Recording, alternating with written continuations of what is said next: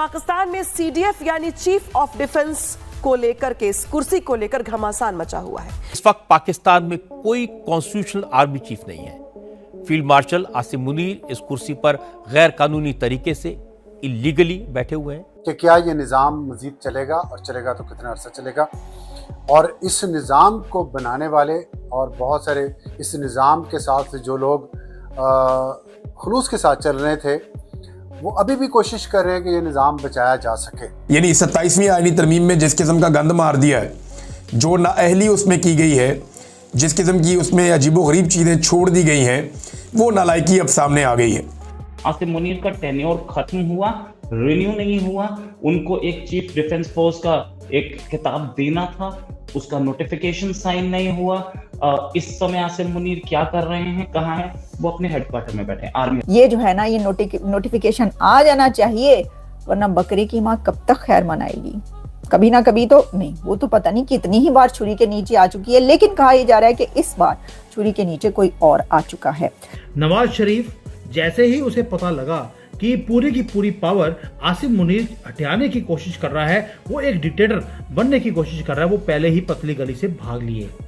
उसके बाद न्यूज आई कि भाई 29 नवंबर तक साइन करना था एक डॉक्यूमेंट है। उसकी जॉब प्रैक्टिकली खत्म हो चुकी है।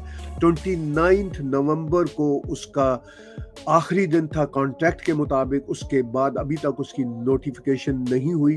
तो क्या आसिम मुनीर ट्रबल में है?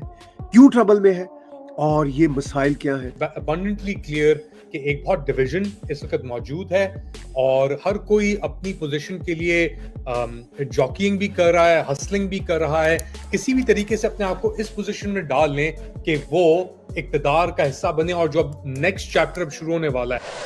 जय हिंद दोस्तों, मैं आप देख रहे हैं रिएक्शन। तो दोस्तों, जिस आसिम मुनीर को शहबाज शरीफ ने अपने सर पे बिठा के रखा था और जिसके कहने पर ही शहबाज शरीफ ने पाकिस्तान के कॉन्स्टिट्यूशन में 27th अमेंडमेंट की थी, जिसके बाद आसिम मुनीर को 5 साल का एक्सटेंशन और एक नई पोस्ट क्रिएट की गई थी सीडीएफ की, जिसके बाद पाकिस्तान की सारी फोर्सेज जो है वो मुनीर के अंडर होती, यानी एक तरह से पूरे पाकिस्तान का पावर जो है वो मुनीर के हाथ में चले जाता। मगर उसके नोटिफिकेशन पर साइन किए बिना ही शहबाज शरीफ लंदन भाग जाते हैं और अब वापस भी आते हैं, तो उसके ऊपर अभी तक साइन नहीं किया जाता है। कहा जा रहा है कि कुछ जनरल जो है वो इस बात के खिलाफ हो गए हैं और साथ साथ नवाज शरीफ जो है उसने भी ये जो पावर्स है पूरी तरह से मुनीर को देने से मना किया है, जिसके बाद पाकिस्तान में जो है काफ़ी हलचल मची हुई है। और अब पाकिस्तान में ये बातें हो रही है, क्या मुनीर जो है उसको कुर्सी से नीचे किया जाएगा? तो आज की वीडियो में हम यही देखेंगे। ये जो नोटिफिकेशन के ऊपर शहबाज शरीफ साइन नहीं कर रहा, इसके ऊपर पाकिस्तानी मीडिया क्या बातें कर रहा है। तो चलिए करते हैं आज की वीडियो शुरू। मगर वीडियो शुरू करने से पहले जो व्यूअर्स हमारे चैनल पे पहली बार आए उनसे रिक्वेस्ट करूंगा प्लीज। एक तो आप ये बात कंफर्म कर लें कि पाकिस्तान में कौन होगा किस ओहदे पर, इसका फैसला पाकिस्तान के अंदर नहीं हो रहा, इसका फैसला पाकिस्तान से बाहर हो रहा है। और ये फैसला किसी एक मुल्क में नहीं होना। फैसला आपको सुनाया तो एक ही मुल्क से जाएगा, लेकिन 2 जगहों पे ये फैसला हो रहा है। और इसमें ताखीर की जो सबसे बड़ी वजह है वो 27वीं आईनी तरमीम है। यानी 27वीं आईनी तरमीम में जिस किस्म का गंद मार दिया है, जो नाअहली उसमें की गई है, जिस किस्म की उसमें अजीबोगरीब चीज़ें छोड़ दी गई हैं, वो नालायकी अब सामने आ गई है। 27वीं आईनी तरमीम के बाद पूरे के पूरे इदारे का स्ट्रक्चर अजीबोगरीब कर दिया गया। फिर उसकी सपोर्ट के अंदर जो चीज़ें की जानी थी वो नहीं की गई, और उसकी वजह से एक बेचैनी भी है और इदारे के अंदर भी बड़ा अजीब सा माहौल बना हुआ है। यानी एयरफोर्स और नेवी के लोगों को लगता है कि जी हम कोई सौतेले हैं, हमें कभी भी मौका नहीं मिलेगा आगे जाने का या आगे बढ़ने का, वो रास्ता बंद किया गया। और दूसरा, जो भी आर्मी चीफ आएगा वो सबसे पहले एक जंग लड़ेगा ताकि वो फील्ड मार्शल बन जाए। ये जो क्राइसिस इस समय पाकिस्तान झेल रहा है, आसिम मुनीर का टेन्योर खत्म हुआ, रिन्यू नहीं हुआ। उनको एक चीफ डिफेंस फोर्स का एक खिताब देना था, उसका नोटिफिकेशन साइन नहीं हुआ। इस समय आसिम मुनीर क्या कर रहे हैं, कहाँ हैं? वो अपने हेडक्वार्टर में बैठे, आर्मी हेडक्वार्टर में। उनके खिलाफ एक बड़ी लॉबी अब काम करनी शुरू हो चुकी है। नवाज शरीफ सीधे खिलाफ है, शहबाज शरीफ सीधे खिलाफ है। कोई भी इनको एक्सटेंशन देने के मूड में नहीं है, ये बात तो सबको पता है। इससे आगे क्या पता है? नवाज शरीफ बातचीत कर रहे हैं इमरान खान से मिलके। वहां पे इमरान खान के पास नवाज शरीफ का आदमी गया है, वो बात करके आया है कि भाई हम तुम्हें बाहर करा ले आएंगे, तुम बाहर आ जाओ, लेकिन इस आदमी को एक्सटेंशन ना मिले, ये एक बड़ी चीज। जनरल आसिम मुनीर जो फील्ड मार्शल से अल्लाह मार्शल बन चुके हुए हैं, अब उनकी जो पौड़ी है वो नीचे को गिरा दी है नवाज शरीफ ने। सिर्फ नवाज शरीफ ने नहीं, नवाज शरीफ ने इस तरह की कुछ प्लानिंग की है कि उन्होंने जर्नैलों का एक सर्कस बना दिया है, क्योंकि नवाज शरीफ नहीं चाहते, बिल्कुल फेयर है उनका सोचना, कि ये सारे का सारा जो पावर है उस देश का वो आसिम मुनीर को दे दिया जाए। पहले तो शहबाज शरीफ उसको पंप करते रहे, तो नवाज शरीफ भी बर्दाश्त करते रहे और उसको फील्ड मार्शल तक बना दिया, फिर 27th अमेंडमेंट कर दी। लेकिन उनको अंदर से तो पता था कि ये शख्स आगे 5 साल अगर रहना चाहेगा chief of the defence staff what ever, जो एक नई पोस्ट उन्होंने क्रिएट की है, तो उनको ये पता था कि ये तो फिर वाकई अल्लाह मियाँ होगा, ये तो फील्ड मार्शल से अल्लाह मार्शल प्रैक्टिकली हो जाएगा। तो उन्होंने ये चाहा कि अपना वाइस डिप्टी भी लेकर आए। इसके अलावा जो एयर मार्शल हैं और जो वहाँ के नेवी के कमांडर हैं, उन सब को अपनी मर्जी से वो वहाँ पे तैनात करें, ताकि आसिम मुनीर वहाँ पे अल्लाह मियाँ ना बन जाए, मुकम्मल तौर पर अल्लाह मियाँ ना बन जाए।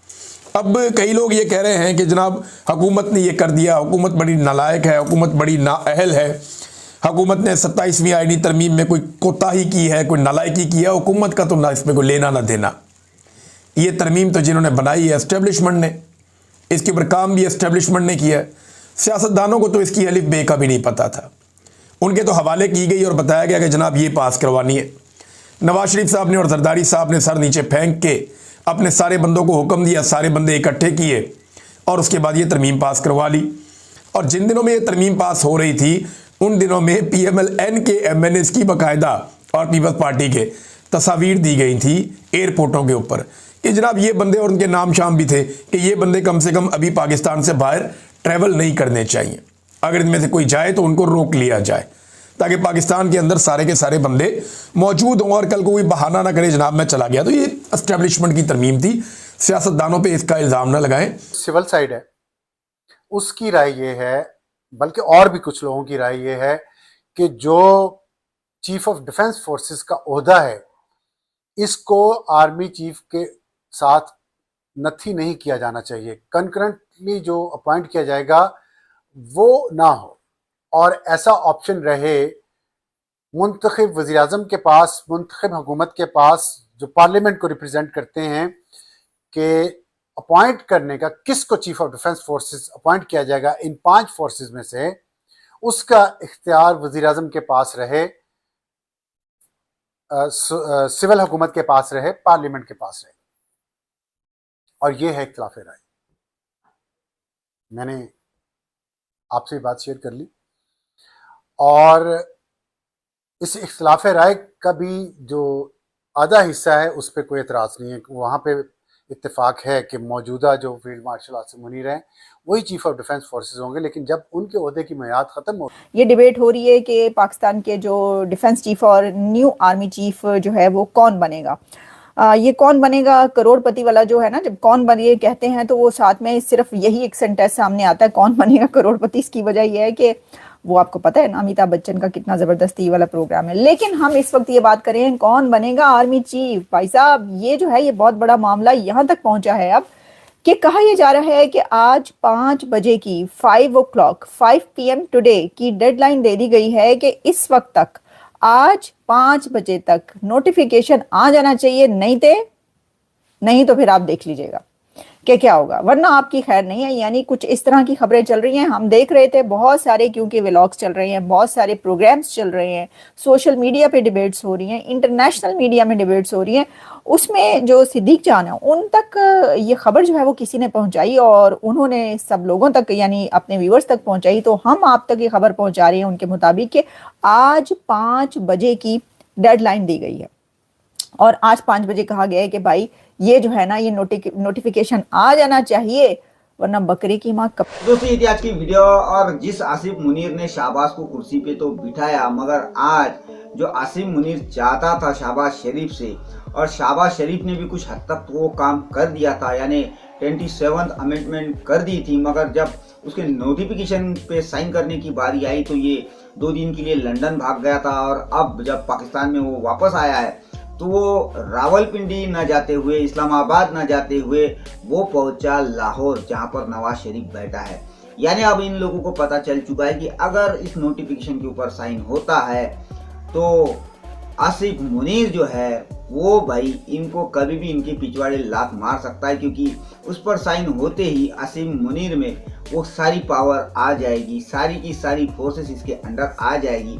और इसीलिए जो एयरफोर्स है, जो नेवी है, जो बाकी फोर्सेस है इनकी, उनके कुछ जनरल जो है इस बात के खिलाफ हो गए और उन्होंने ही शायद ये बात शहबाज शरीफ को समझाई है कि भाई अगर इसको ये पावर मिल जाती है तो कल चल के ये आपके भी पिछवाड़े लात मारेगा और फिर से पाकिस्तान में डिक्टेटरशिप जो है वो शुरू हो सकती है। तो इसीलिए अब काफ़ी शहबाज शरीफ और नवाज शरीफ जो है वो काफ़ी इस पर सोच रहे हैं और इसमें बहुत से चेंजेस करने की बात भी सामने आ रही है, क्योंकि अब जैसे कि आपने अभी सुना इसमें ये बात हो रही है कि फील्ड मार्शल तो उसको रखा ही जाएगा, मगर भाई जो बाकी के आर्मी चीफ या फिर नेवी चीफ या एयरफोर्स चीफ जो है इनकी जो सिलेक्शन का जो पावर है वो मुनीर के हाथ में ना जाए, या फिर जो सीडीएफ भी अगर कल जाके उसको सिलेक्ट करना है तो वो उसकी पावर भी जो है वो सरकार के ही हाथ में रहे, वो मुनीर के हाथ में ना जाए। इसके ऊपर डिस्कशन चल रही है,